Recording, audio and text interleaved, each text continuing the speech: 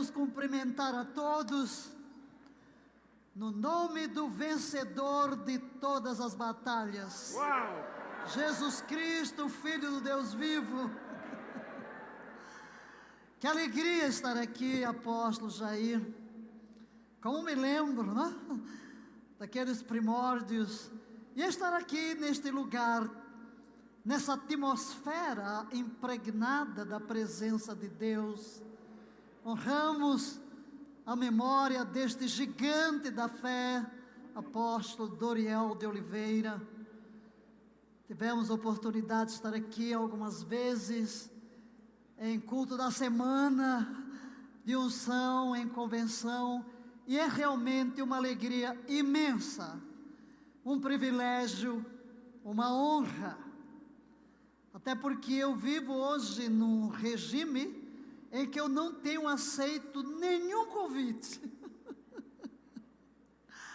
Foi uma insistência aqui, e considerando ser Brasília e a casa da bênção, vocês vão dizer, por quê? Porque eu trabalho com focos, e eu sempre dizia que quando completasse 70 anos, eu queria devotar o resto da minha vida formando líderes, com uma visão de transformação, numa teologia bíblica revelada na unção do Espírito Santo. E assim comecei em África, treinando os pastores, porque hoje em Moçambique, em Angola, o governo não reconhece um pastor se ele não tiver uma formação numa escola bíblica. E começamos aqui, veio a pandemia, né? E nós estamos dando todas as matérias de um curso de 4 anos para a formação de apóstolos, profetas, evangelistas, pastores e mestres. Eu sou a professora. Então, de domingo a domingo, eu estou preparando aulas com tudo e dentro de uma plataforma. Está entrando agora a 7ª turma, vamos formar a primeira, cuja formatura será em Jerusalém, em março. Mas aos sábados, porque já na pandemia eu dei 21 lives de oração em cima de toda a situação, e diante de um clamor comecei a usar o sábado às 9 horas da manhã para dar um curso. Primeiro, personalidades restauradas, como conquistar mente, emoções, vontade, cura interior, para libertar o povo da depressão. Depois entramos na mente de Cristo, depois entramos num curso sobre como manter a saúde pelos meios naturais, e agora, amanhã será a minha 11ª aula em o poder da intercessão. Treinando uma nova geração como intercessores proféticos. Por quê? Porque quando Deus me trouxe de volta de África, Ele me mandou direto para um lugar de jejum e oração, em Goiânia. E ali Ele me deu as linhas mestras e disse, você vai começar treinando 1000 intercessores. Eu pensei, onde eu vou arranjar tanta gente? Em 85 as igrejas eram deste tamanho, né? Nós não tínhamos 8% de evangélicos, apóstolo Jair. Eu acompanho os números porque estou envolvida nessa batalha de levantar os guerreiros de oração. E assim começamos a treinar guerreiros de oração. Em 86, realmente começamos juntando os guerreiros. E Deus me levou primeiro para o mundo tradicional. Quem era o meu auditório? Batistas, metodistas, anglicanos, presbiterianos.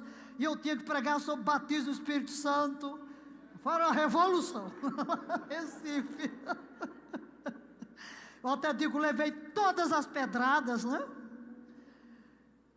E mulher pregando, né? Naquele tempo, misericórdia, né? Mas Deus me deu a unção de abrir caminhos. E a unção de transferir unção. Então eu recebi todas as pedradas como mulher para abrir o caminho para as mulheres pastoras.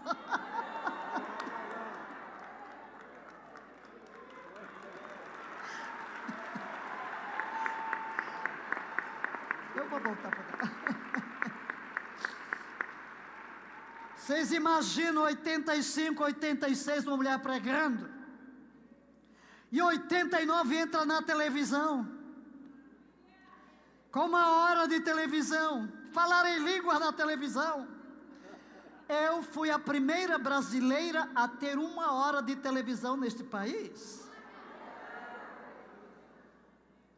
E eu ficava orando para Deus abrir mais caminhos. E Deus deu a linha como. Quando eu olhei para o tema, eu disse, mas que maravilha, hein? Eu felicito os amados por trazer um tema para a convenção como este. Em todo o tempo, jejum e oração.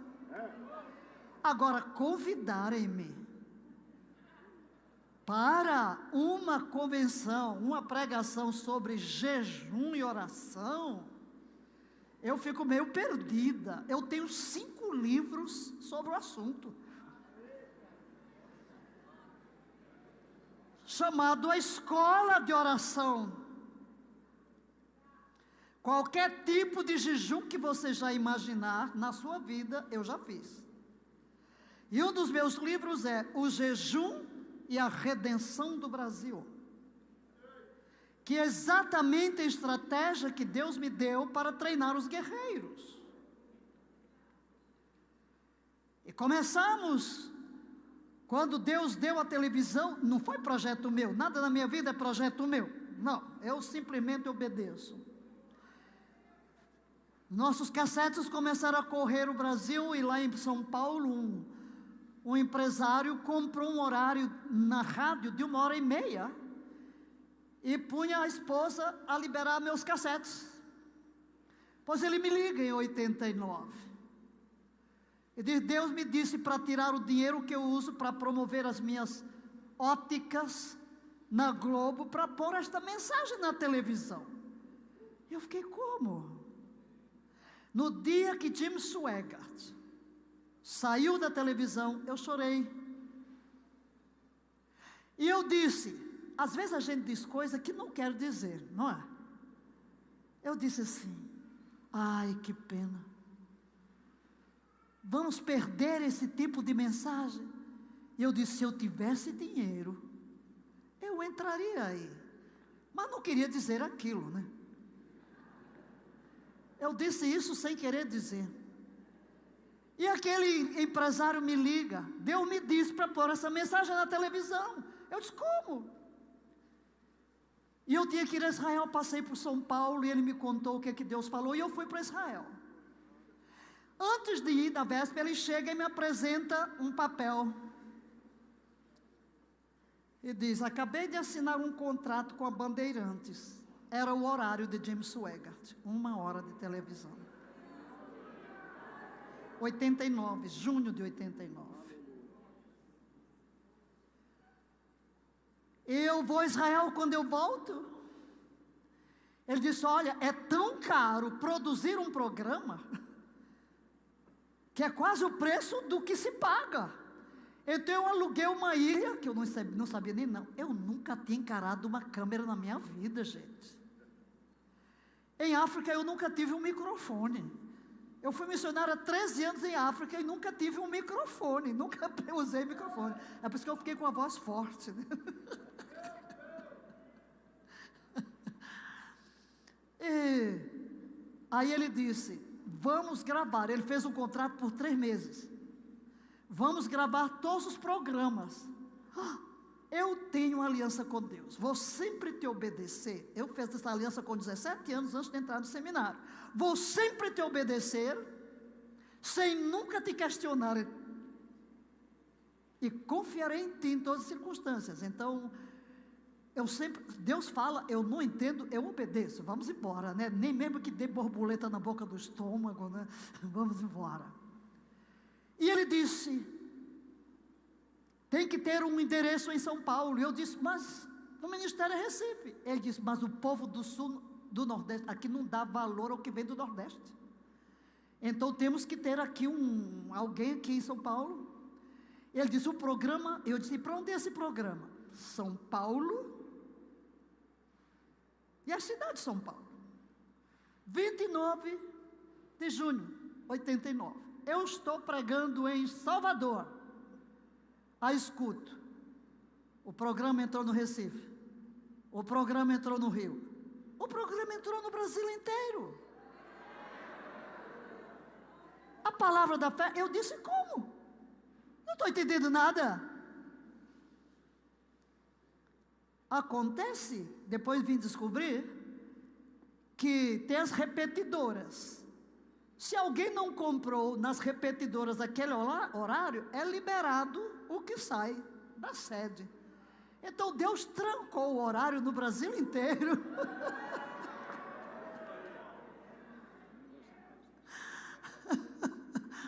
E o programa foi para o Brasil inteiro e não tinha jeito, tinha que sair tudo de Recife mesmo. Pode vir alguma coisa boa do Nordeste? Vem e veja, né? Olha aí o apóstolo Jair.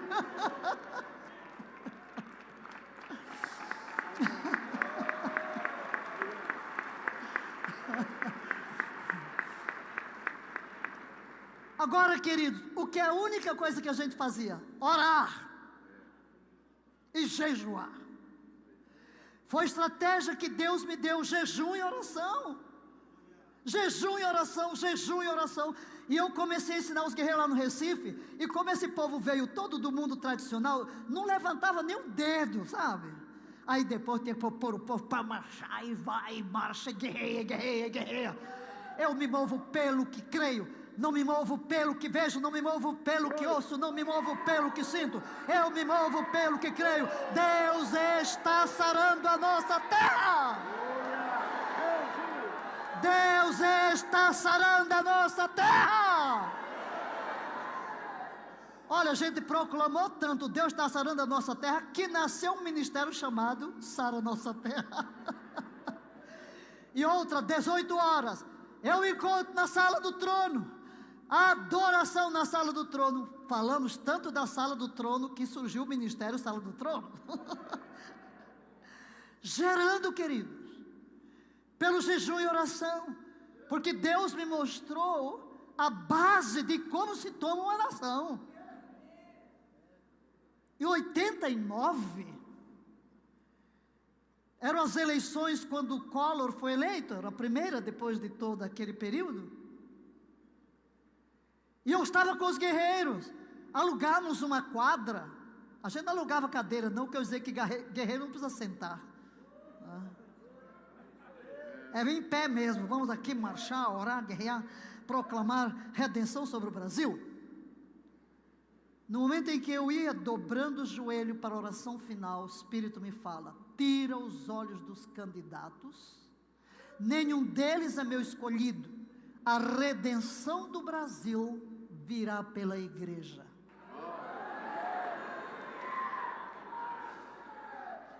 Naquele tempo, nós não víamos crentes em postos de comando,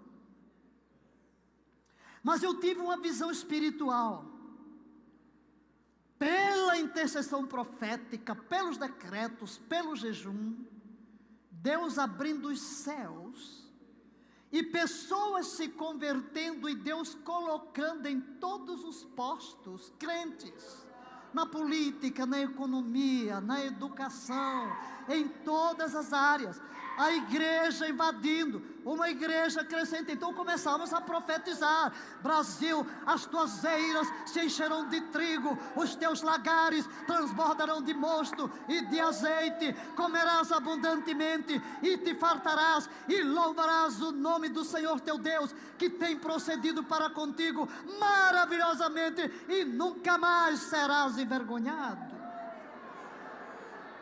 Palavra.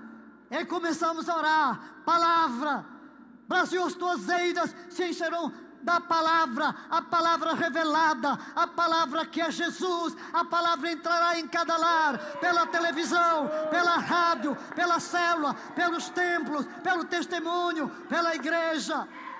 Os teus lagares transbordarão de vinho, o vinho do Espírito encherá a igreja, o mover do Espírito há de encher a igreja, e do que a unção que quebra o jugo. Começamos a orar, e jejua e chora, e jejua e chora. E aí convocamos, queridos, pela televisão, já que Deus nos deu a televisão. Deus me disse, é o seu púlpito.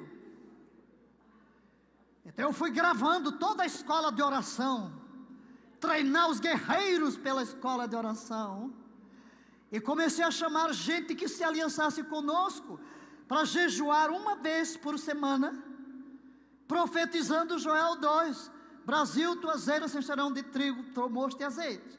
10 mil, queridos, 10 mil, de tudo quanto é denominação. Cartinha, não tinha internet naquele tempo.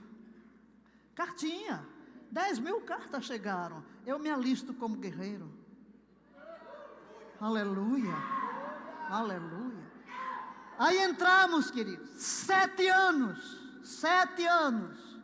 jejum, oração, decretos. Completamos os 7 anos em um culto de 7 dias e 7 noites, e eu terminava o jejum de 40 dias, não era o primeiro. 1999, entramos no ano 2000 assim. Tinha gente que põe o colchonete lá atrás, nem eu saí do templo, e tem gente que nem saía, põe lá, 7 dias sem noite, sem parar. Adorava, lia a Bíblia, vamos mandar a Bíblia toda para os céus do Brasil, lemos de Gênesis, Apocalipse. Naqueles anos, o Brasil tinha pulado. Milhões de brasileiros se converteram naquele período. Quando você olha para as estatísticas, você vê o que a intercessão profética faz. Intercessores proféticos. A escola bíblica na TV já entramos em 94, treinando as pessoas.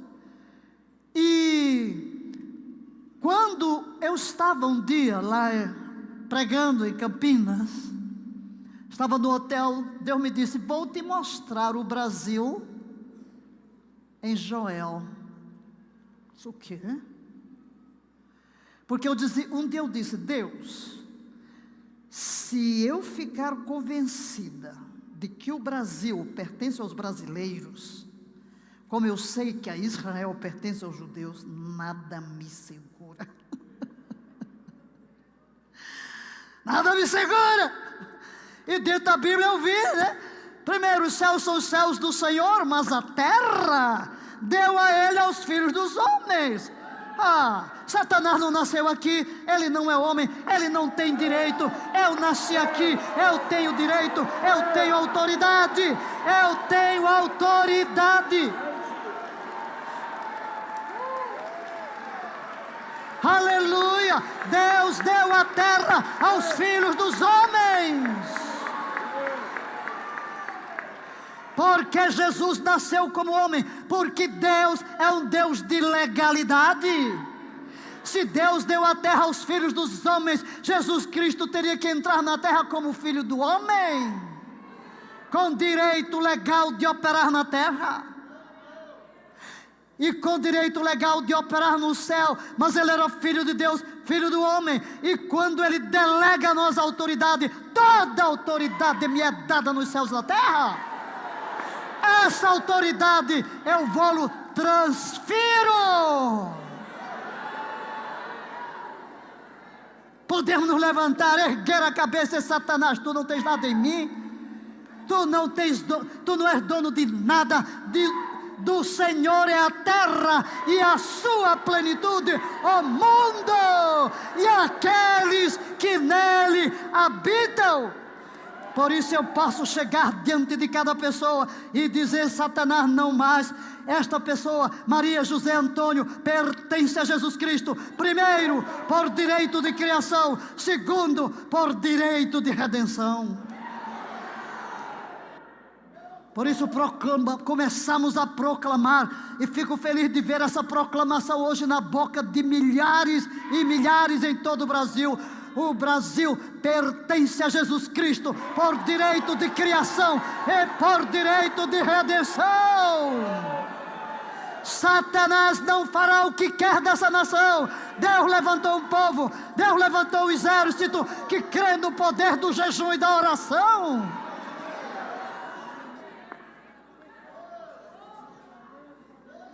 Quando eu olhei para Joel naquele hotel e comecei a ler, e diz que fala de uma narração os filhos dos filhos, e para na quinta geração, e os filhos destes a próxima geração. E qual é a narrativa?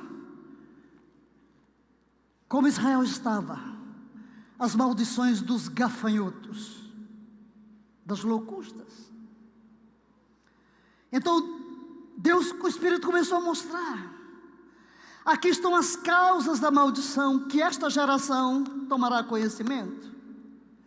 Mas logo a seguir, esta geração tem nas mãos a chave para reverter a maldição: jejum e oração.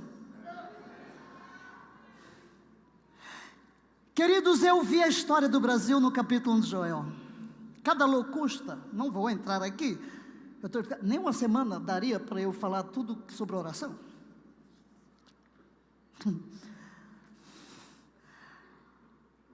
Mas eu disse: Espírito Santo, o que tu queres liberar? Qual é a dose necessária para hoje, né?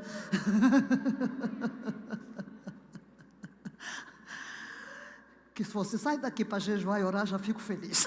Já me dou por satisfeito. Que você vá jejuar, que você vá orar. Aleluia! Mas aqui está toda a história. Cada locusta representa aqui um direito legal dado a Satanás. Porque note, quero que você repita: Satanás não constrói nenhuma fortaleza na vida de uma pessoa ou de uma nação sem que primeiro conquiste um direito legal, como pelo pecado. Por isso é que temos que entrar no arrependimento. Então, na legalidade da nossa história, foi dado legalidade ao diabo para todo tipo de maldição que enfrentamos hoje.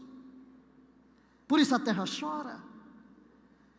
Aí o texto vai dizer o quê? Falta o trigo, falta o vinho e falta o azeite, que foram as três coisas que Deus nos mandou gerar: trigo, mosto e azeite. Inclusive nós, em nossos templos, temos como ato profético trigo, mosto e azeite. E eu já fiz muita coisa doida, tá? De atos proféticos por esta nação. E uma vez Deus me mandou ir plantar trigo, mosto e azeite, e fazer um ato profético nos 4 pontos extremos do Brasil.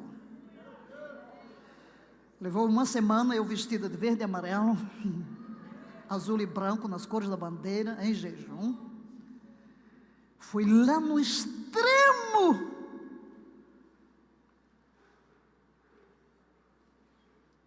onde não se tinha ido, porque geralmente o povo diz, do Caburaí, e não, são 60 quilômetros lá adiante. Quando você olha os novos mapas, você vai ver que a nossa parte mais ao norte não tinha sido reconhecida até que se descobriu, então fizeram. Eu não estava sabendo disso, e quando eu cheguei em Boa Vista, o pastor disse: fui pesquisar, não tem como chegar lá. Quando foram reconhecer, foi preciso uma semana, as pessoas nas picadas, tomaram vacinas e chegaram até lá. E ele havia tirado fotos e me deu aquilo que ele pegou na internet, mas eu não olhei. E ele disse: não tem isso, o único jeito existe uma cidade na Venezuela que aluga helicópteros.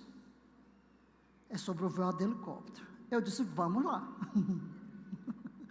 Imagina, eu nem pensei nas implicações políticas. Eu disse a Deus que eu sempre vou obedecer, então eu não penso nada, Ele é quem me protege.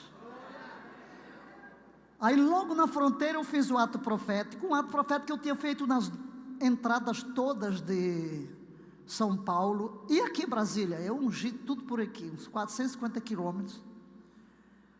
Punha o azeite assim no carro, com aquelas garrafonas, né, furado o buraquinho, vai pingando. Lá no Vale do Amanhecer, todas as ruas, tudo que é bicho aqui, todas as sedes da maldade aqui eu já ungi. Ungi naquele ano, sofri também uma retaliação terrível. Caiu teto, morreu gente, enfim. Não vou entrar nisso. Mas você aprende na guerra. E realmente eu fui lá, aluguei o helicóptero. E ele disse, mas pode ter o radar, posso chegar perto, porque ali tem um entroncamento. Eu disse, onde o senhor conseguir chegar? Aí quando ele chegou, o radar disse, é aqui. E pousou numas tábuas. Queridos, ele pousou no lugar onde pousou o helicóptero que levou o padre para realizar a missa e reconhecer aquilo como o ponto extremo norte do Brasil. O pastor estava tão eufórico porque ele havia lido toda a história e tinha as fotos. E me deu e eu não tinha olhado. Quando eu fui meter a caixinha com a Bíblia e tudo, eu senti, uau! Afinal, aquilo era um lago. Um lago, então, com aquelas árvores aquáticas ali, não é? E eu, sem saber, fui pisando no lugar que devia, para não afundar, E meti. E depois que eu saí, aí, claro, o que é que eu fiz? Em cada um dos 4 pontos extremos, fiz a ceia. E levantei e disse, o Brasil se aliança contigo desde o extremo norte. Depois lá, no Monte Moa, também tive que ir a uma cidade alugar um helicóptero. Mas aí não podia descer, isso não tem problema, desce no meio das árvores. Diz, árvore só, não tem problema, as folhas vão enterrar. E ali um pastor foi comigo, a mesma coisa eu fiz nos 4 extremos. O Brasil se aliança contigo. Por quê? Porque Deus levantou uma geração que entregou a nação a Cristo. Tentei ungir Brasília por cima. Naquela altura, quando ungi tudo isso, sempre dava um problema na torre. Mas depois, nós, um grupo de intercessores, fizemos 70 semanas de jejum pela nação. E no fim das 70 semanas viemos a Brasília. E aí ungimos pelo ar, num helicóptero Águia da Polícia Militar. Pelo ar. E eu chamei isso aqui a Força Aérea. A Força Aérea limpa os céus para que os evangelistas vão, preguem a palavra. Aleluia. É o trabalho da Força Aérea, remover os obstáculos. Então, queridos, eu creio no poder da oração. Aqui em Brasília, quando eu cheguei da unção nos 4 cantos extremos, eu disse, vai agora. E foi interessante que na fronteira com a Venezuela, eu tinha feito isso em São Paulo, eu plantei uma placa com o nome Yahvé Chama, o Senhor está aqui, porque lá Ezequiel diz, o nome da cidade, a partir daquele dia será, o Senhor está aqui. Mudar a identidade da cidade. Então, eu plantei nas entradas todas de São Paulo. E quando chegamos ali no Venezuela, eu disse, e agora? Não tem uma madeira. Aí tem uma loja, eu disse assim, vocês não tem nenhuma madeira aí, qualquer coisa de madeira? Tinha um prumo. Eu disse, pô, esse serve, me dê aí. Comprei e escrevi. Plantamos ali. Quando eu cheguei a Brasília, Deus disse, você vai ungir as pontas do avião, e vai colocar o prumo e profetizar que a nação será alinhada pela minha palavra. Compramos um prumo verde e amarelo, E assim fomos e plantamos ali com o trigo, vinho, azeite e a Bíblia, e profetizando o prumo. Queridos, muitas vezes eu disse: viverei para ver a partir do Planalto convocação da nação para jejuar e orar. Viverei para ver, viverei para ver, viverei para ver.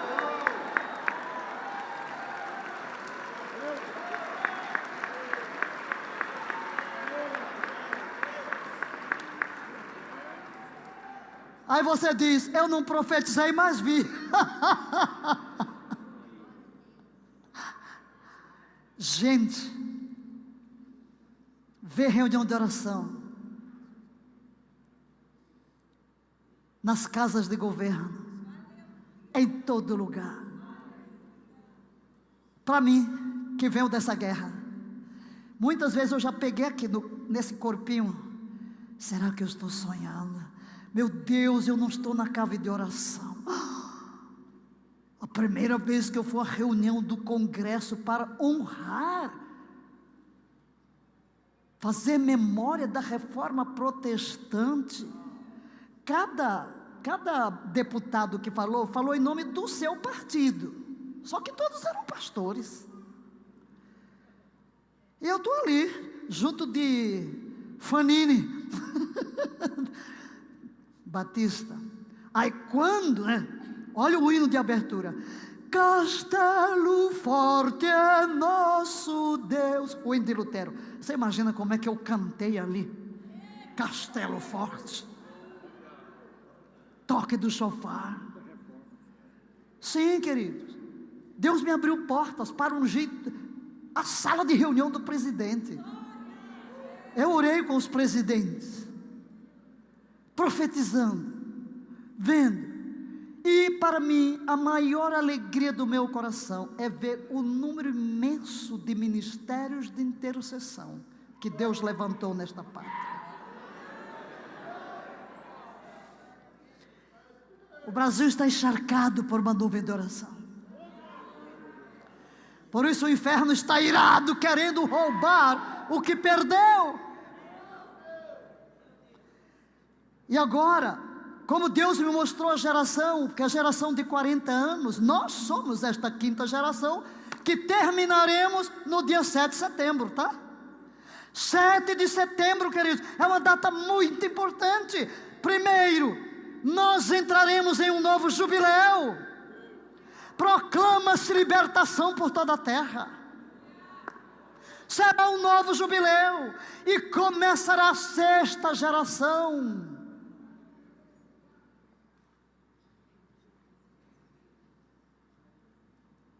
A quinta geração de brasileiros, uma geração cada 40 anos de brasileiros independentes. Não vou entrar por aí, mas estou dizendo por que agora eu estou dando o curso, o poder da intercessão, para treinar a nova geração, para que esta nova geração que começa em 7 de setembro, entrando num período de jubileu nacional, se levante com força maior.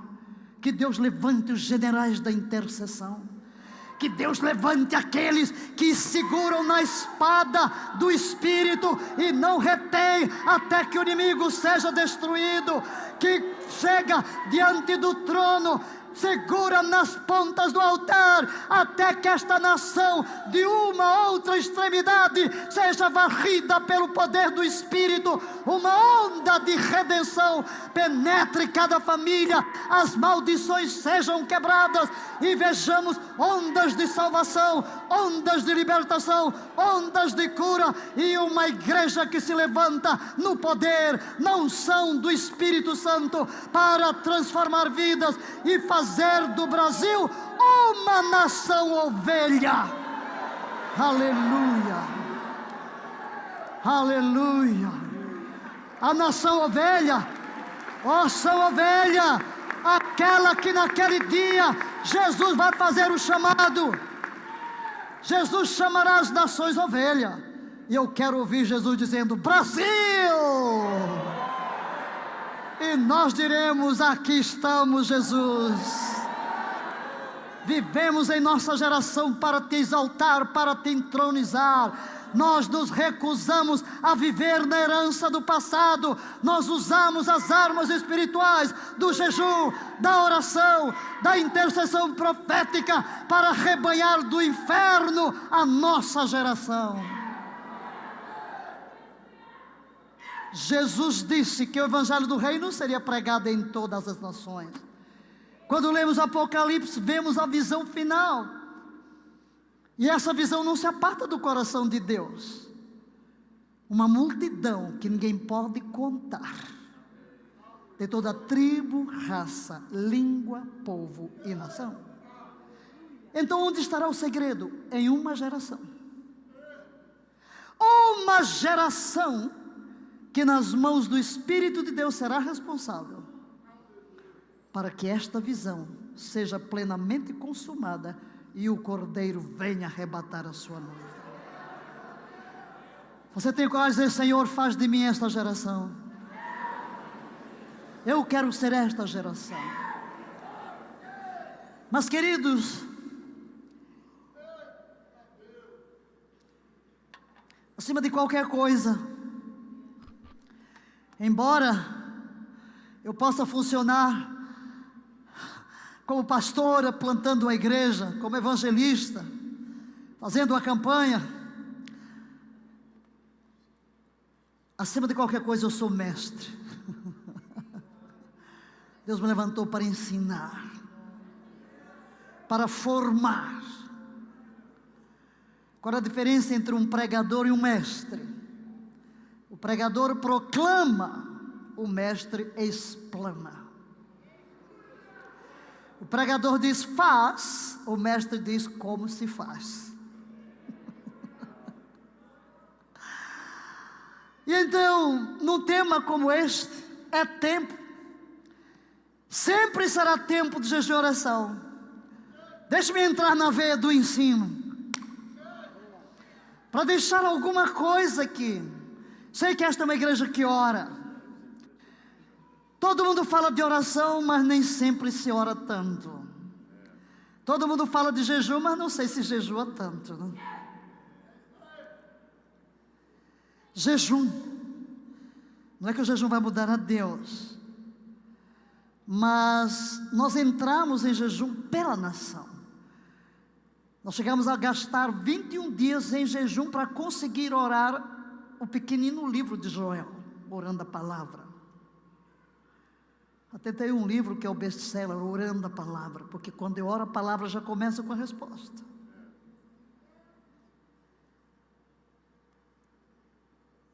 Agora, meu maior período de jejum que Deus me pediu foi de 3 anos por Brasília.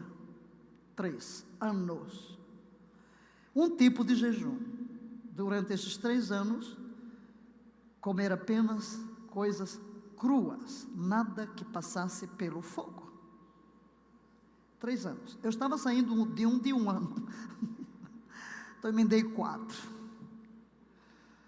Mas é claro, antes aqueles jejuns, né, que são com água, ou às vezes até com suco com água, mas nada.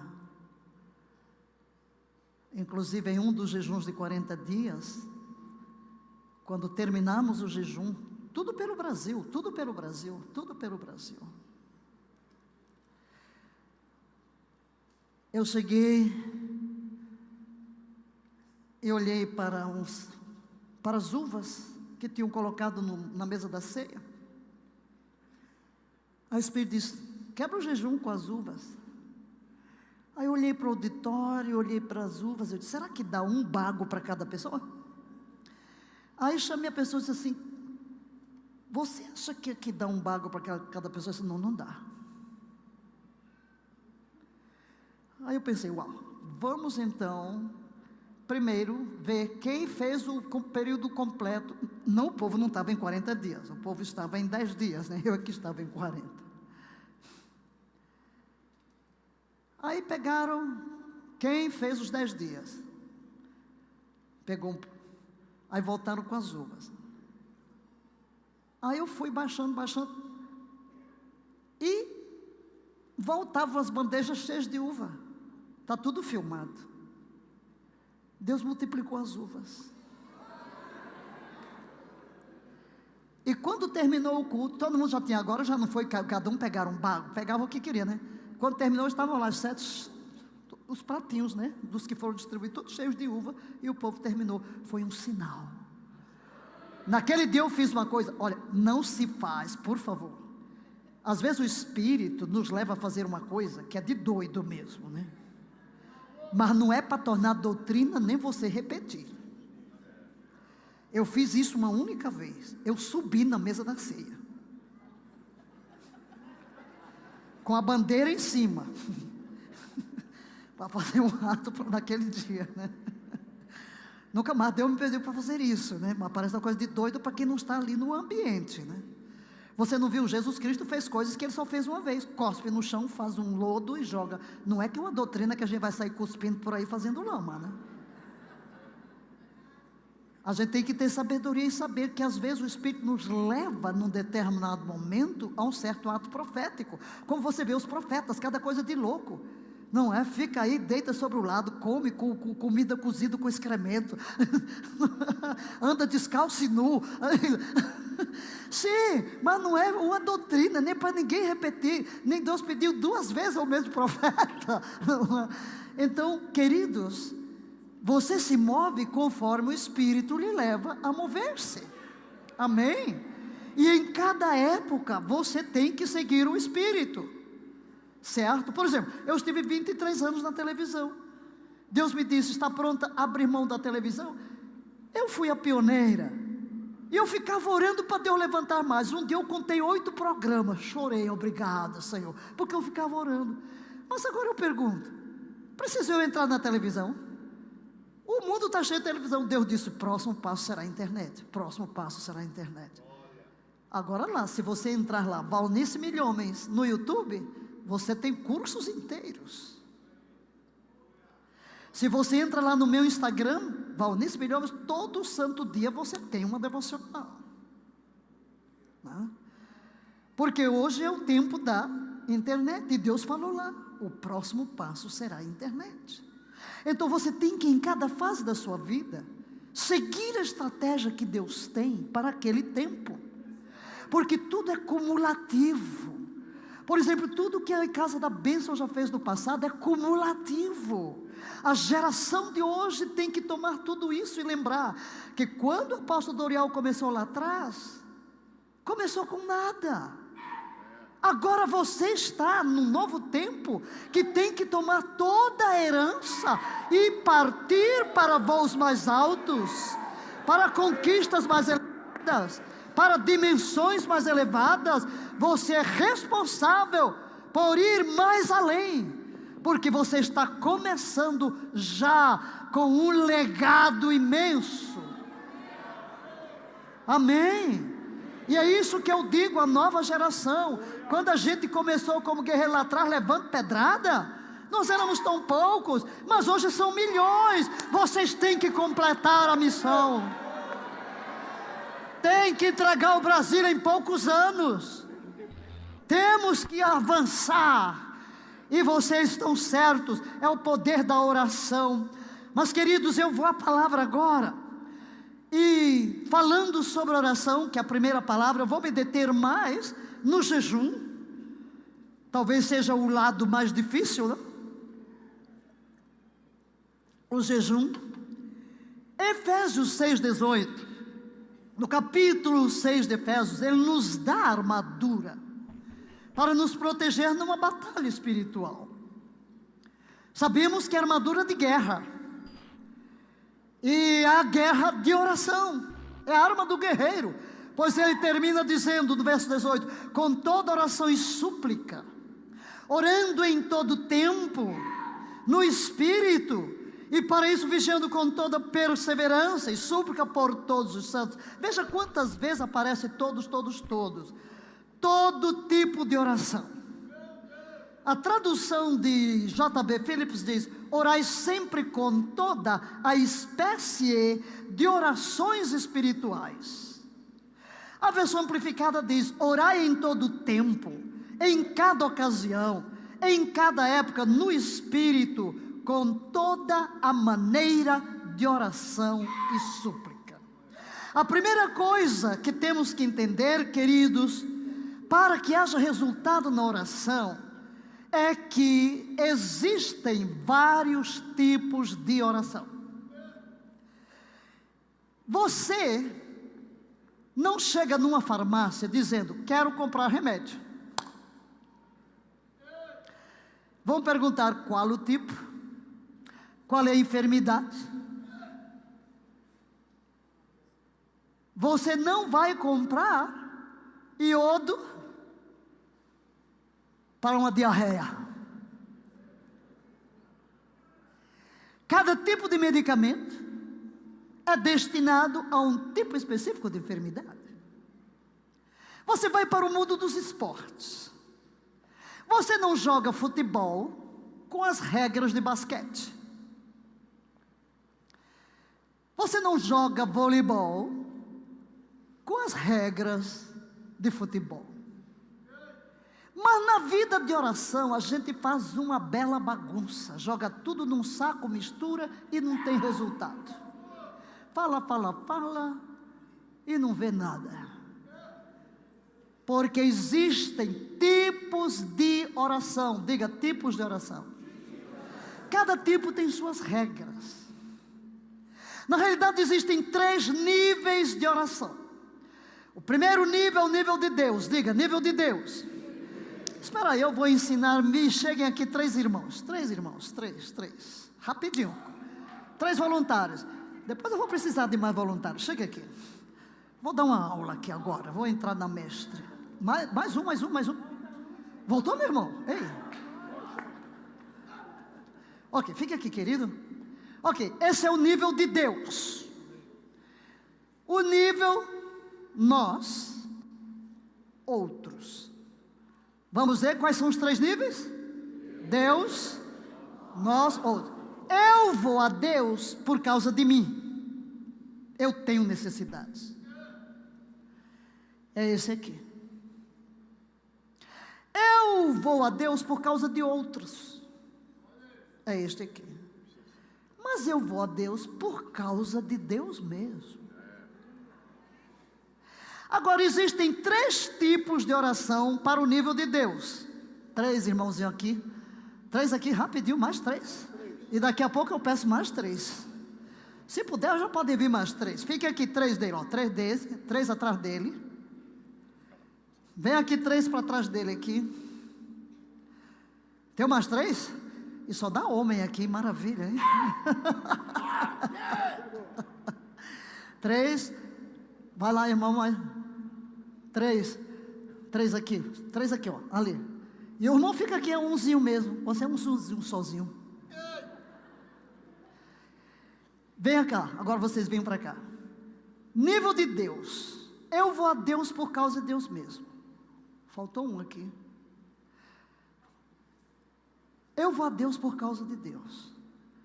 Quais são os tipos de oração? Primeiro, é ações de graça. Eu vou a Deus agradecer um favor. Eu recebi uma bênção, veio diante de Deus só para agradecer. O segundo tipo de oração é a oração de louvor. Eu vou a Deus exaltá-lo pelos seus feitos. Diga o que Deus faz. As obras. E o terceiro é a adoração. Eu vou a Deus para me concentrar nos seus atributos, na pessoa de Deus. Deus é o foco. Esse é o mais elevado tipo de oração. E Deus me mostrou que a arma espiritual, em nível estratégico mais poderoso, é a adoração em santidade. Eu tenho inclusive um livro, Adoração em Santidade. Como vencer a idolatria e a feitiçaria e levantar um exército de adoradores em santidade. A adoração em santidade atrai a presença de Deus, destrói todo mal. Nada prevalece diante desse tipo. Então vejam, eu vou ilustrar. Por exemplo, você chegou à mesa para comer a refeição. Aí você diz: obrigado, Senhor, tu proveste, tu me dás cada dia o pão de cada dia. Então é bênção recebida. Agora não, ele não está pensando no que ele recebeu, mas ele olha para as obras de Deus. Olha que maravilha, Senhor, tu és o Deus Criador, louvado sejas tu por todas as tuas obras para com os filhos dos homens. Agora esse aqui, imagina um casal, eles estão lá à mesa, e o marido diz: oi querida, muito obrigada por esta comida maravilhosa. Isso é o que? Ação de graças.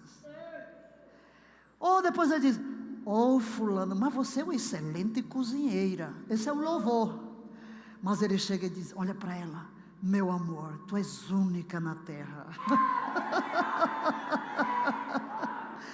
Tu és o amor da minha vida, ninguém semelhante a ti. Como te amo. Isso é adoração. Você chega diante de Deus, magnífico os céus, mais majestoso que os montes eternos. Oh, como te amo, todo o meu ser te deseja, todo o meu ser te adora, todas as minhas fontes estão em ti. Eu te amo com toda a força da minha alma. Eu te amo com todo o conhecimento do meu intelecto, com todo o vigor dos meus sentimentos, com as forças do meu corpo, com toda a energia. Tudo que há em mim te adora, até as minhas células te adoram. Esta é a oração de adoração, centrada em Deus. Por causa de eu não vou buscar nada, não estou pedindo nada. Eu venho dar meu amor, eu venho dar minha devoção. Amém? Então estas são as orações no nível de Deus. Agora aqui no nível nosso, agora eu vou precisar mais de um irmãozinho aqui. Eu os libero agora, mas fica mais um aqui. Obrigada, queridos. Vamos ver, agora sou eu. Ui, estou precisando de alguma coisa, né? Eu preciso de algo, a minha necessidade. Papai, estou meio agoniado aqui. Então, primeiro é a petição. O que é a petição? A petição tem regras. Eu não posso pedir ao Pai o que Ele não me prometeu.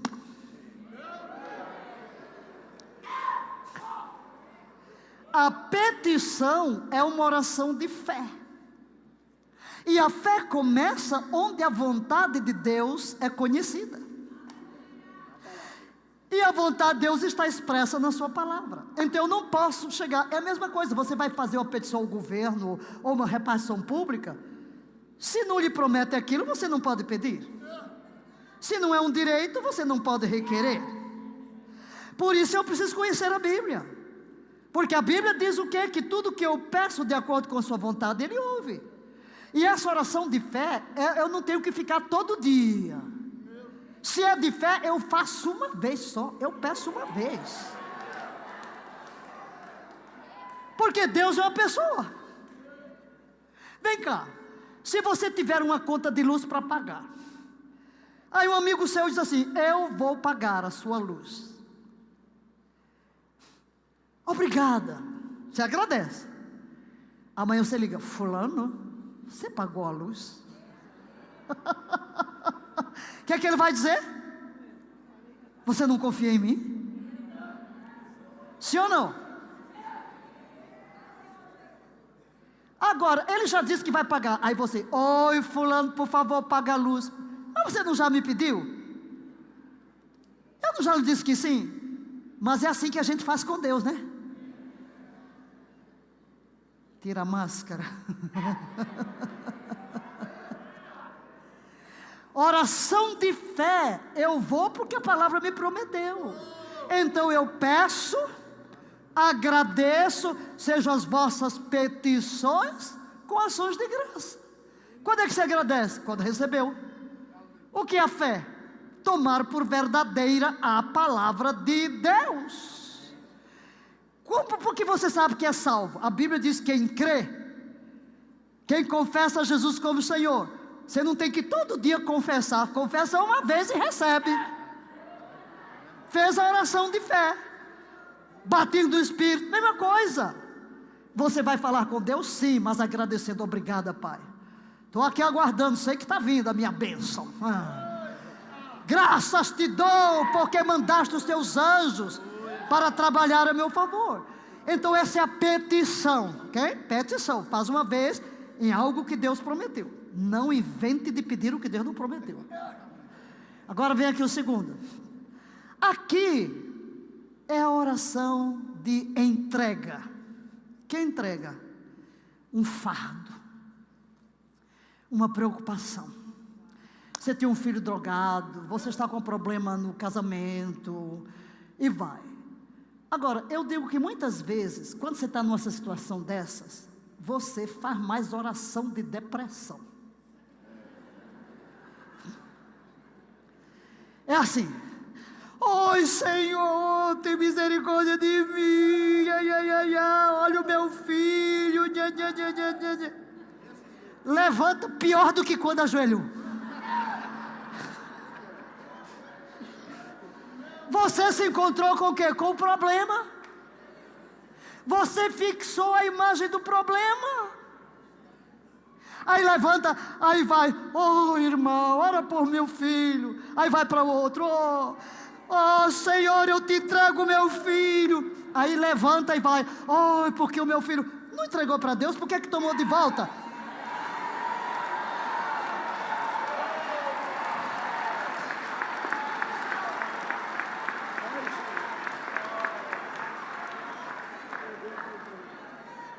Pare de ser ladrão de problema. Se você entregou a Deus, deixe nas mãos de Deus. A oração de entrega é essa. É o que? Lançando sobre Ele. Lançar. Por exemplo, eu chego aqui com um problema. Eu vou lançar mesmo, viu? Deus disse que é para eu lançar. Eu estou aqui com um problema. Meu filho, Pai, lanço sobre ti. De quem é o problema agora? E por que você vai ficar telefonando para um, vai falar com o vizinho, corre para cá, corre para lá?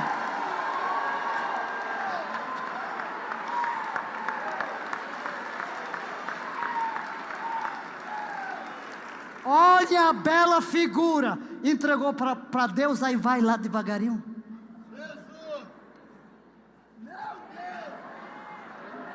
Ai, meu filho.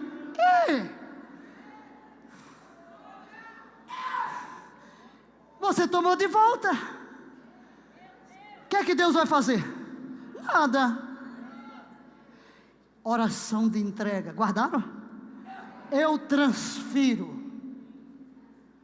Senhor, é teu. Confio que tu vais operar. Eu não tenho como resolver o problema. Aí você diz, Valnice, o que é isso de oração, depressão? Diga, tudo começa com a imagem. Junto com a imagem vem um pensamento. Diga. A imagem casada com o pensamento gera uma emoção. E a emoção provoca uma reação. Então, se eu fico olhando para o problema, quais os pensamentos que vêm? De medo, de desconfiança. Qual é o sentimento? De desespero. Tire os olhos do problema, fixe-os na promessa. Diga, vou tirar os olhos do problema e fixá-los na promessa.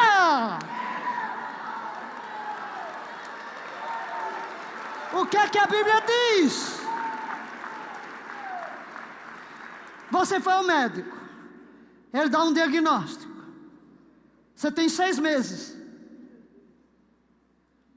A Bíblia diz, pelas suas pisaduras sou sarado. O que é que você faz? Vai guardar a imagem do médico ou da Bíblia?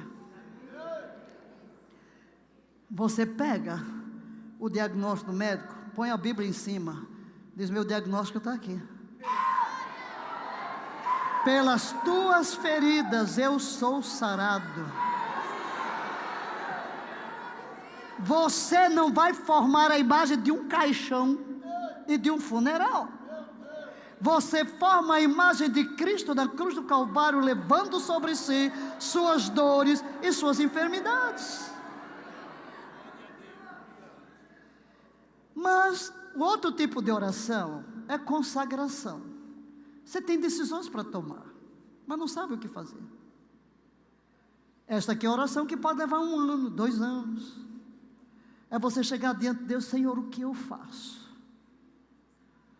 Quando Deus responde, você toma a decisão. Então, veja a diferença. Cada tipo de oração, cada necessidade tem regras dentro da Bíblia. É uma necessidade pessoal que a Bíblia me faz uma promessa, eu faço uma petição de fé. É um cuidado, uma inquietação, uma preocupação, um peso, eu vou entregar para o Senhor. É uma decisão, um caminho que não sei o que seguir, eu vou submeter a minha vontade à vontade de Deus. Eu digo: Pai, não sei o que Tu queres, não sei qual é o caminho, fala ao meu coração de alguma maneira, e você aguarda. E em qualquer situação, qual a melhor maneira de aguardar? Em adoração. Quando chega uma bomba na sua mão, não se concentre na bomba, porque aí você vai se concentrar no problema, e você se concentra, tudo é uma questão de foco. Se eu coloco esse copo na minha frente, é o foco. Vocês se tornaram visão periférica, ele vai me dominar. Eu tenho que tirar o problema do foco. Agora, quando eu olho para Jesus, o autor e consumador da fé, a minha emoção vai ser outra. Se eu começo a adorar, vem alguém e diz assim: fulano falou mal de você. Em vez de você ficar zangado, querer se vingar, você diz: Pai, eu te adoro, Tu és lindo, maravilhoso.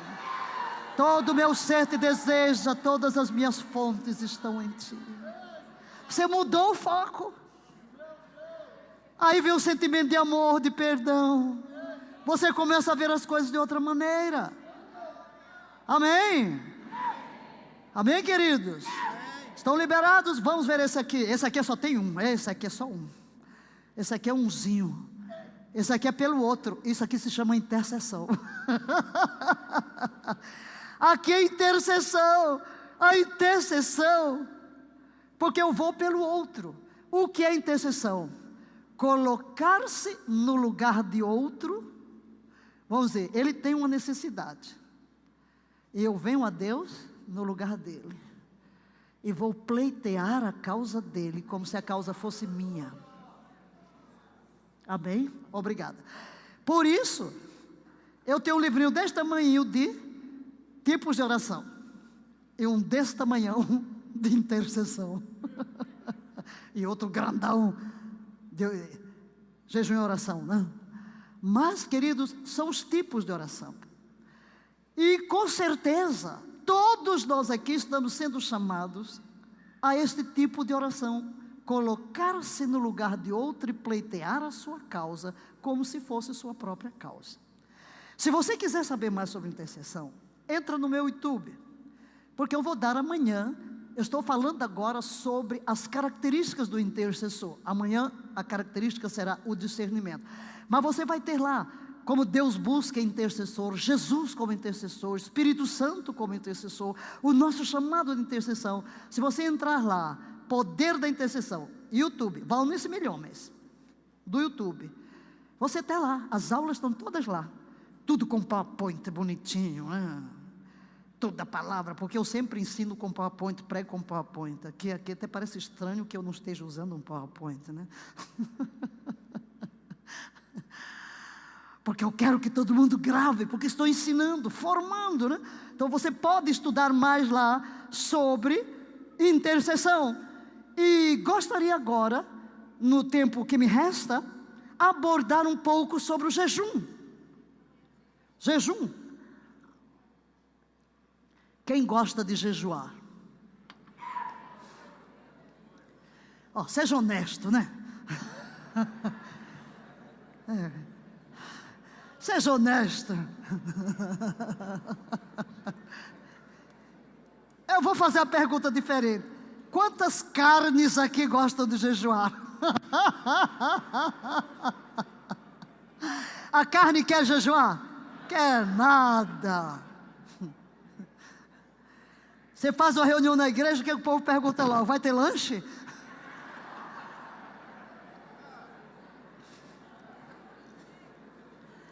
Quando sair daqui, está todo mundo procurando onde é que tem uma comidinha, não?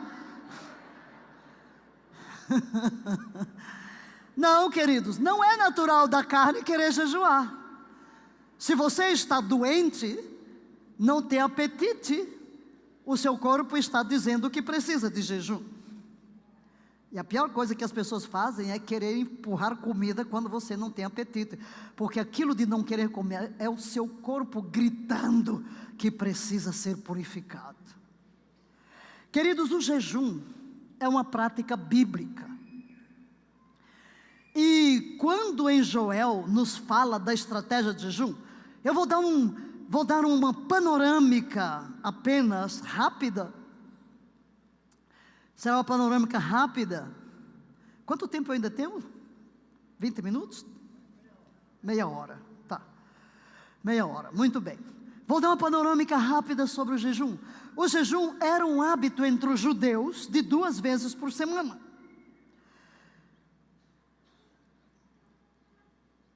Na história da igreja temos os metodistas. Wesley não aceitava um obreiro que não jejuasse 2 vezes por semana.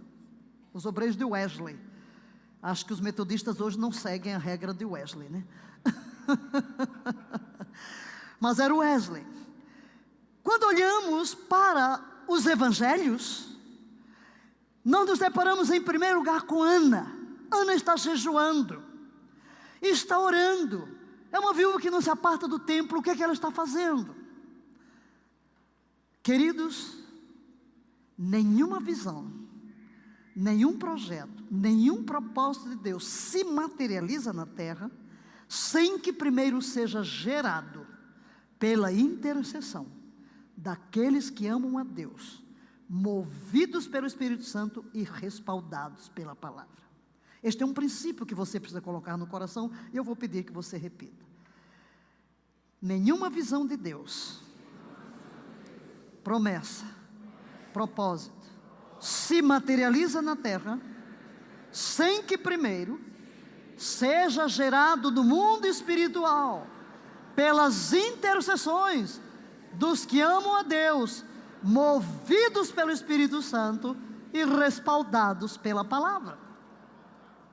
Então, a promessa da vinda de Cristo foi repetida vezes sem conta no Antigo Testamento, mas ali está alguém jejuando e orando pelo cumprimento da promessa. Ana. Por isso Deus lhe deu o privilégio de reconhecer o Cristo ainda bebê. A história pertence aos intercessores. Os intercessores têm uma sensibilidade para discernir o que Deus está fazendo. Olhamos para o ministério de João Batista. João Batista vivia eternamente num tipo de jejum. Comia gafanhoto e mel silvestres e jejuava como todos os judeus. É tanto que os fariseus disseram aos discípulos: os teus discípulos não jejuam como João Batista? Mas o maior exemplo que temos é Jesus. Jesus não dá início ao seu ministério sem passar 40 dias em jejum e oração, a fim de receber de Deus as linhas mestras. Entramos no livro de Atos, encontramos o evangelho chegando aos gentios. Na casa de Cornélio, o que estava fazendo Cornélio? Jejuando. Estava jejuando, estava orando, quando Deus manda uma mensagem para ir buscar o apóstolo Pedro, a fim de anunciar a Cristo. É o jejum.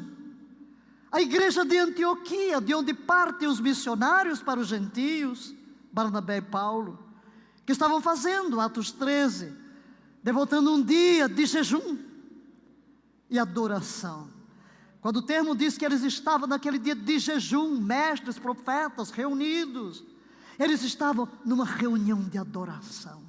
Oh, queridos, é nestes encontros de adoração, quando você entra na sala do trono, quando você se perde na presença de Deus, onde o foco da sua santidade lhe domina, onde a glória, a majestade do trono o envolve. É nesses momentos que você percebe que Deus ministra o seu coração, Deus dá a direção, Deus dá a palavra, Deus traz resposta nesse meio de intimidade.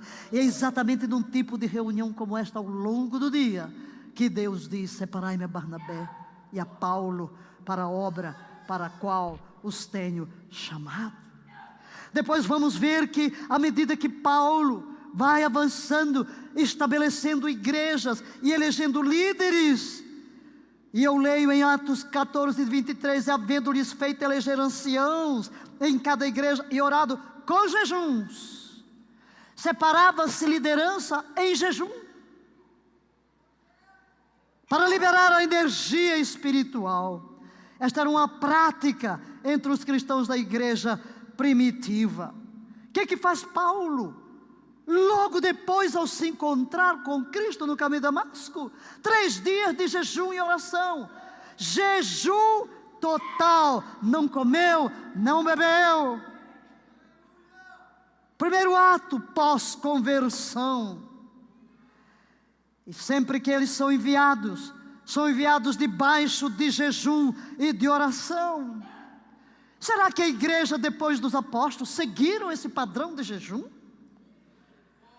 Vocês são bem abençoados, porque vem de uma igreja cuja ênfase está no jejum e oração. Imagina uma convenção nacional com o tema de jejum e oração. Eu nunca tinha visto. Apóstolo Jair, fico feliz. Sei que, porque muita coisa vai acontecer.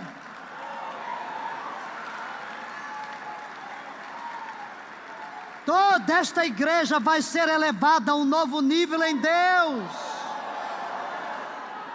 porque ama o que Deus ama, porque busca as estratégias que são a chave do crescimento, a chave da libertação, a chave da santidade, a chave da conquista.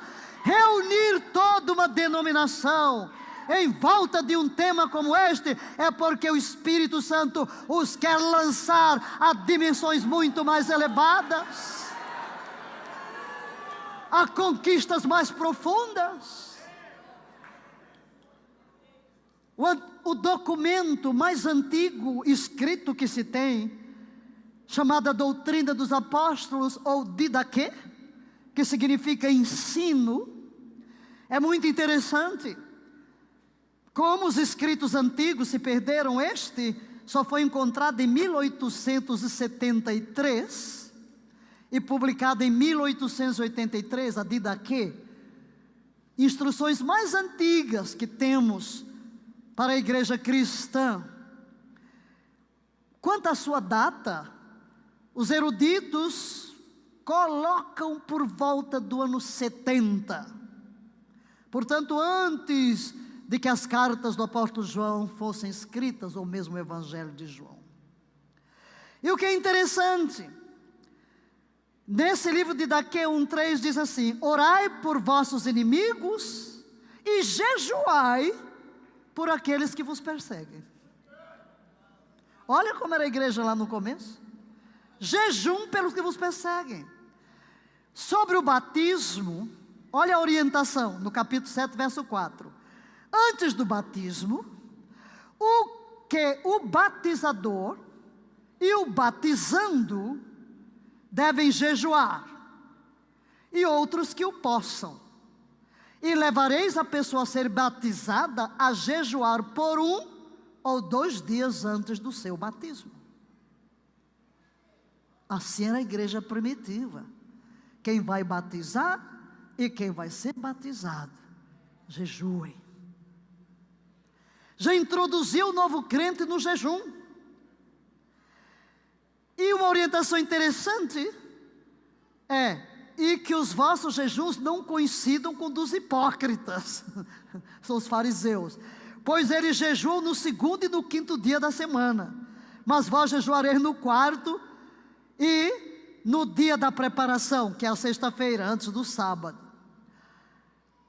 É muito interessante, mas não apenas isso. Se a gente olha mais para o século seguinte, a Apologia de Justino, ele diz: explicarei como nós também nos dedicamos a Deus quando nos tornamos novos através de Cristo. Tantos quantos são persuadidos e creem que as coisas que ensinamos são verdade e confessam serem verdade e se dispõem a viver de acordo com elas, são instruídos a orar e clamar a Deus com jejum para a remissão dos seus pecados passados, e nós oramos e jejuamos com eles. Aleluia! Não vamos encontrar nenhum texto para dizer que não podemos jejuar. Alguns dizem: misericórdia quero, e não sacrifício. Está fora de ordem. Jesus fala, por exemplo, no Sermão da Montanha, sobre como dar esmolas, como orar e como jejuar. Ele não diz se, ele diz quando. Quando jejuardes, quando orardes, quando derdes esmolas. Ele está apenas orientando a motivação. E quando disseram: os teus discípulos não jejuam, ele diz: porque está aqui o noivo.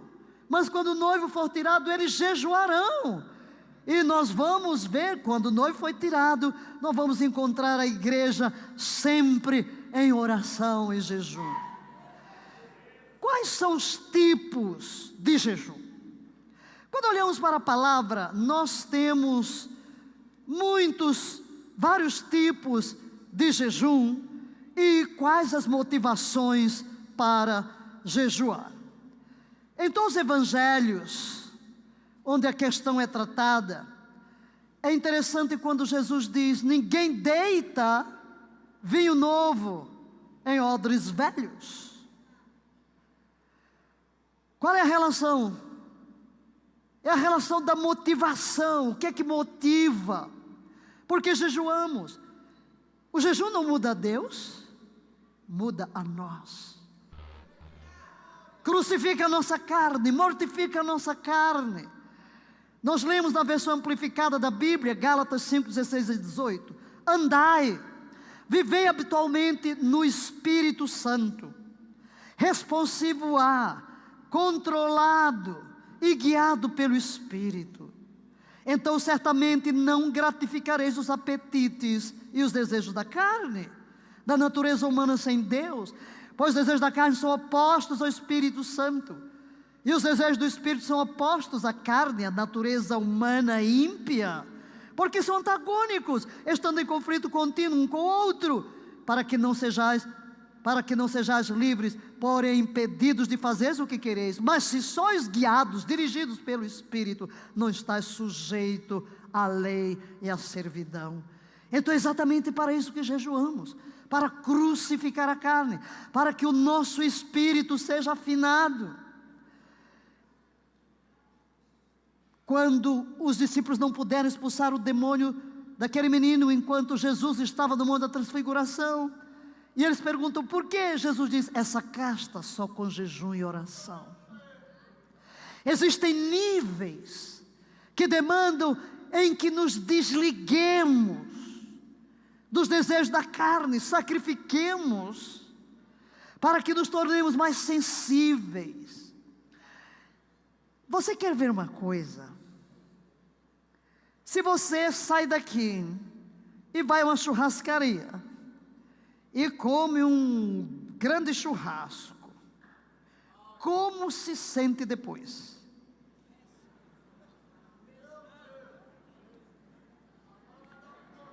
Letárgico, né? Se você sai daqui como uma feijoada brasileira com todo o veneno lá dentro, como se sente depois? Consegue fazer alguma coisa? Não. Por quê? Para você digerir o que come, o organismo vai concentrar o sangue, as energias lá, e a mente tem que parar. Você não pode entrar numa atividade intelectual, porque fisiologicamente tudo se concentra na digestão. E quanto mais complicada a refeição, mais energia para digerir tudo aquilo. Quanto mais veneno, pior ainda, né? Mas vamos dizer que o outro não comeu. Ele chegou ali e comeu uma saladinha de fruta. Como é que ele está?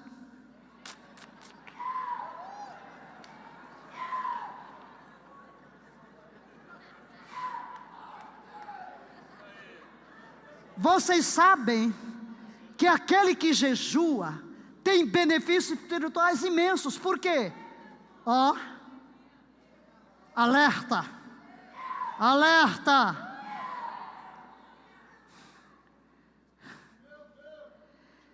Recentemente, quando eu fui pregar lá na Ação Brasil, encontrei-me com um médico.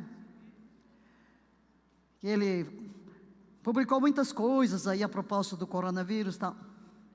E a gente conversando. E eu sou naturista. Tá? Eu sou naturista. No sábado eu completei 75 anos.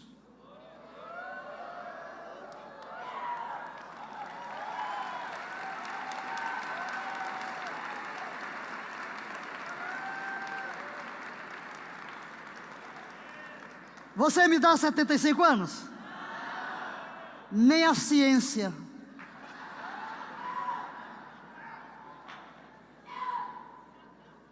Eu fiz o exame ano passado.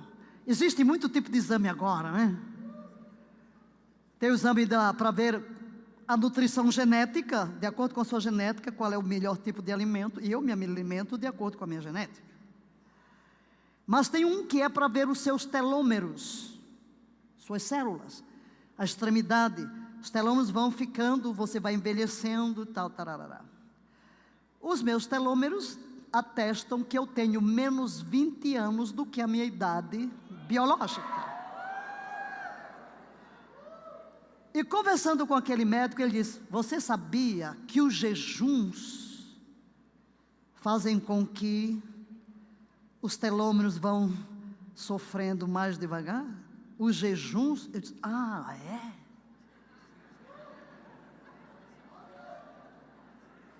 Aí eu disse: é interessante, porque eu olhei lá o gráfico, né? Porque você vai envelhecendo e de acordo com sua saúde, os telômeros vão encurtando, né? Os pontos extremos das células vão encurtando. Tem lá.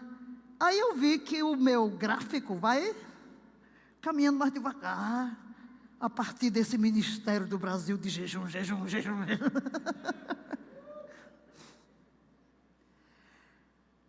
Vou dizer uma coisa, eu nunca fiz jejum pensando em saúde. Eu fiz jejum pela redenção do Brasil, mas que eu fui abençoada. Queridos, a última gripe que eu tive faz mais de 40 anos, ainda em África. A minha tropinha não me aguenta, né? De 18 anos, ninguém aguenta meu pique, né?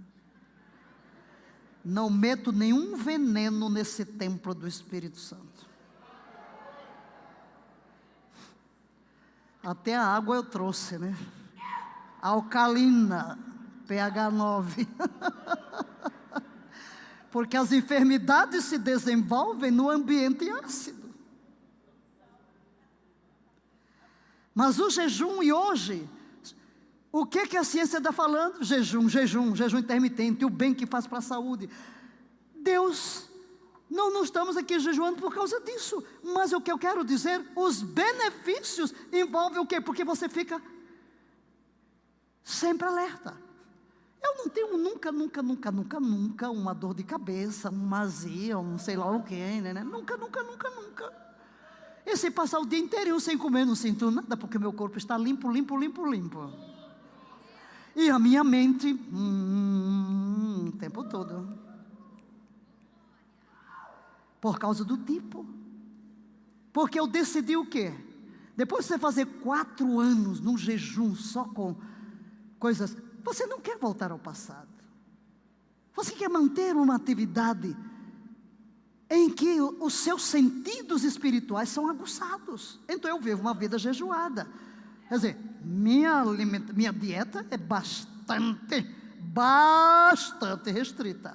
Por isso, onde eu vou, eu levo a minha própria alimentação. Não como nada que sei que não é bom. Até porque, como o corpo está muito limpo, qualquer saída é veneno que o corpo não aguenta. Certo? Mas isso tudo, o jejum, queridos, é para benefícios espirituais. Não é para Deus, é para nós, porque ficamos mais alerta. Nós ficamos com os sentidos espirituais mais alertas, mais aguçados. Todos os seus sentidos são, rapidamente você discerne, você percebe. O jejum prolongado, que bênção. Ninguém morre não, tá? Ninguém morre. Eu já fiz exame de sangue depois de 40 dias de jejum e tudo está em ordem. Entendeu? Tudo está em ordem. E o que é jejuar? Diga ao vizinho, tapar a boca. Tapar a boca, simplesmente. Simplesmente, tapar a boca. Nós poderíamos, o tempo não nos permite, mas olhando aqui, queridos, tantos exemplos bíblicos, por que jejuar? Por que você entra em jejum? Você tem um jejum que se chama absoluto, sem água, sem comida. Só temos 3 dias na Bíblia de um jejum sem água e sem comida. É o jejum de Esther e o de Paulo. Evidentemente, nós não podemos viver sem água. E Deus não nos chama a fazer alguma coisa que nos prejudique. Então é preciso ter sabedoria. Há pessoas que não podem jejuar por uma questão de saúde, certo? E em tudo devemos depender do Espírito Santo. Mas está aí a ciência hoje a dizer, quando fala sobre o jejum intermitente, de ficar um espaço de 16 horas sem alimento. Uns falam, vamos jejuar 12 horas. Eu não chamo isso de jejum, francamente. Tem gente que fala, vamos comer da meia-noite. Meia-noite não é hora de comer.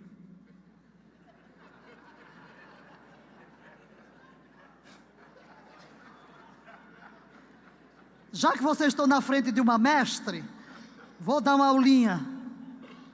O organismo só faz 2 coisas: digere ou elimina.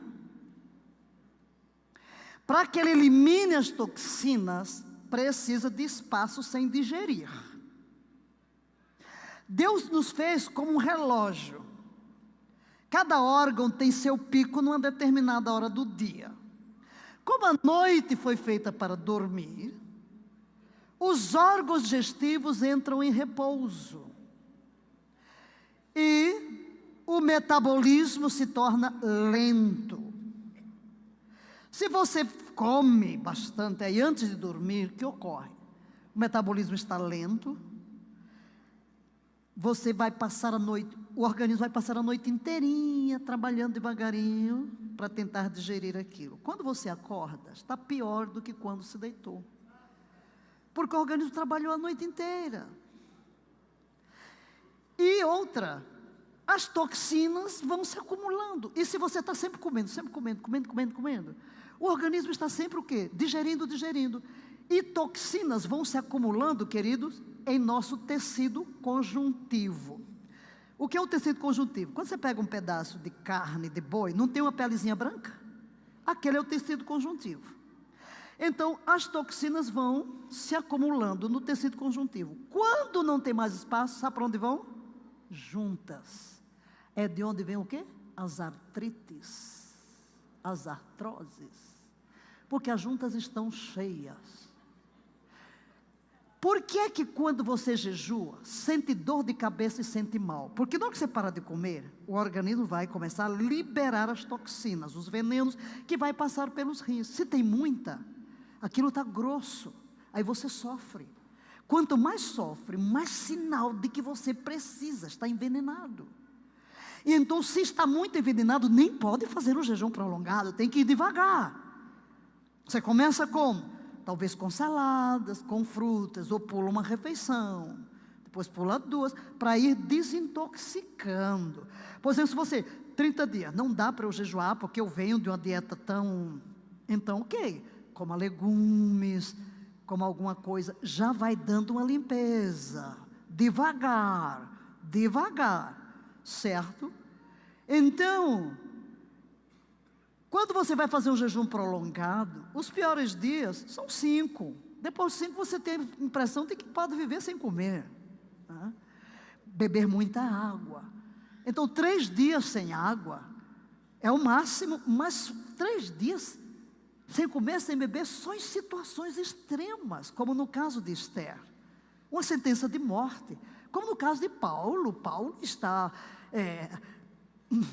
praticamente assassinando por mão dos outros, e tem uma experiência sobrenatural, está cego, mas demais não vemos. Jesus, por exemplo, 40 dias, não diz que ele não bebeu. Temos o jejum sobrenatural, que é o jejum de Moisés no monte, que está na presença da glória, e o de Elias, que come a comida do céu. São sobrenaturais.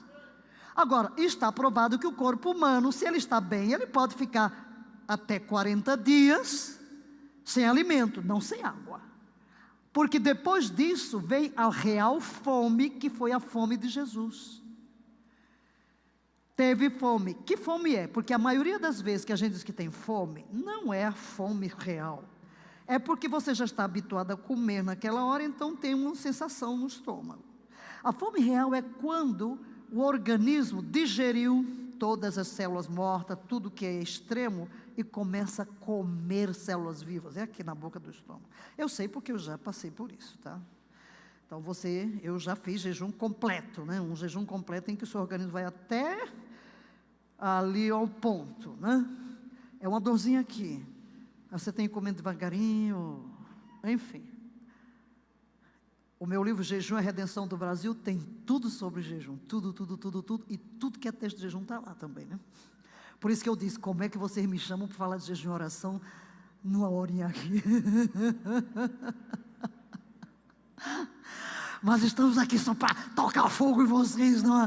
Para que todo mundo saia daqui para jejuar, para orar, amém. Agora, tem o jejum parcial, que é o jejum de Daniel, comendo legumes. Tem hoje gente, não, a gente só precisa deixar de... Tem uns que são tão preguiçosos que falam, não, o jejum é só, vamos dizer, não vou ver televisão, fazer um jejum de boca, faça também de comida. Na Bíblia sempre envolve alimento, né? Sempre envolve tipo de alimento, ou deixou tudo, ou limitou a uma dieta mais restrita, certo? Agora, por que jejuamos, queridos? Em situações de perigo, para a libertação. E eu vou sintetizar tudo nisso. A função de qualquer tipo de jejum, jejum coletivo, jejum convocado, jejum secreto, é afinar-nos com Deus. É afinar-nos. É fazer morrer a carne. Quando você começa a jejuar, a carne diz assim, eu vou morrer. Você diga, é para isso que eu estou jejuando, morra mesmo.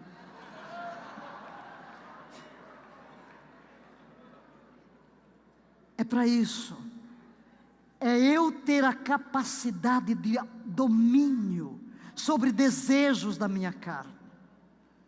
Porque se eu não consigo controlar um garfo, eu não vou conseguir vencer batalhas espirituais. Então, queridos, meu apelo hoje, nesta manhã, nesta linda convenção, nesta igreja tão abençoada, é que os amados partam daqui para ter um programa regular de jejum. Regular. O que significa regular? Um dia por semana, por exemplo. Ou, claro que você pode fazer outros tipos, e atender às convocações de jejum que a igreja faz. E outras que o Espírito Santo, para jejuns longos, Claro, você precisa de uma liderança do Espírito. E, sobretudo, você precisa se isolar. Porque se você vai jejuar, fica trabalhando, você não está jejuando, você está fazendo dieta. Não tem valor nenhum, só está passando fome. Aquele tempo que você usar para comer, use para orar. Porque temos que acoplar a oração ao jejum. São inúmeros os casos dentro da Bíblia, que pela força do jejum, o juízo de Deus foi suspenso, como no caso de Nínive. A sentença de morte foi suspensa, no caso lá de Esther. O poder de Deus se manifesta e levanta um grande apóstolo, o apóstolo Paulo. Os missionários saem no poder do Espírito para levar o Evangelho, como aqueles que são enviados na reunião de jejum ali em Antioquia. O jejum quebra cadeias, o jejum despedaça grilhões. Fique de pé e eu vou liberar sobre você este manto de oração, de jejum. Eu invoco o trono da graça para liberar hoje sobre você este manto. Você quer se levantar como esse exército que conhece o poder do jejum e da oração? Pai, em nome de Jesus, libera agora sobre toda esta congregação o manto de súplica, que a súplica nasça, brote das entranhas. Senhor, levanta este povo como um grande exército daqueles que buscam a Tua face em jejum, em oração. E no nome e na autoridade de Jesus Cristo de Nazaré, eu declaro que as cadeias caem por terra agora, em nome de Jesus. Eu entro no reino espiritual agora e libero sobre a tua vida o manto da espiritualidade, o manto da vida no Espírito, daquele que busca Deus, daquele que se devota ao jejum, à oração de intercessão, gerando para a sua vida pessoal, a vida da sua família, a vida da nação, o mover do teu Espírito, a redenção, a libertação e a cura. E levanta verdadeiros generais da oração, generais da oração, para gerar os teus propósitos. Pai, teu manto repousa. Repita após mim: a minha boca de intercessor, que vem à presença de Deus em jejum e oração, é uma boca profética, e as palavras que o Espírito Santo coloca na minha boca marcam meu destino, o destino da minha família e o destino da minha nação.